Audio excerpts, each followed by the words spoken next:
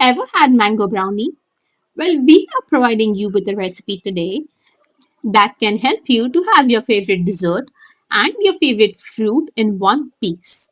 To make it, melt 60 grams of butter in a flat pan. When melted, add 60 grams of white chocolate to it. Make sure it melts and doesn't burn by stirring it continuously. Once your butter ganache is formed, switch off the flame and let it cool for about 5 to 10 minutes until it comes down onto the room temperature. Add about a 30 grams of sugar to it and mix well until dissolved. Remove it in a bowl and let it sit for another 5 minutes. This will thicken the ganache well and will help you emulsify all the other ingredients that you add to it. Once it's thick enough, you can add 30 grams of mango pulp to it and mix well. Once mixed, you can add one beaten egg to it and whisk. Whisk well enough so that it is thick and not lumpy. Once the batter is thick, in a separate bowl, sift together 50 grams of flour and 3/4 teaspoon of baking soda.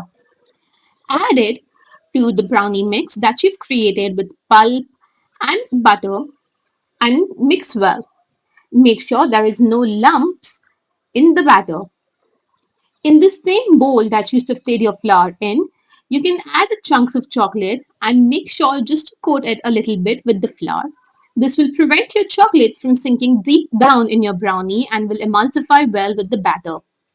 You can add those chocolate chunks to the brownie mixture and fold in gently so that it does not leave the color, whereas it's also mixed well in the batter.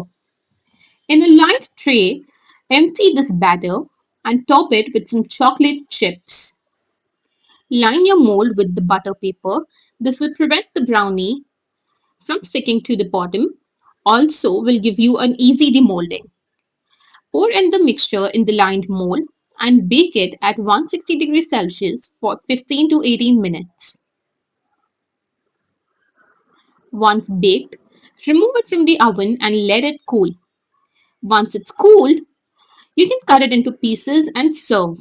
You can also serve them with some mango ice cream. I'm sure you're going to love this recipe. Give it a shot and let us know in comments if you've loved it or not. We are waiting for some great subscribers and follows and likes on our YouTube channel. Stay tuned for more great recipes. Happy baking!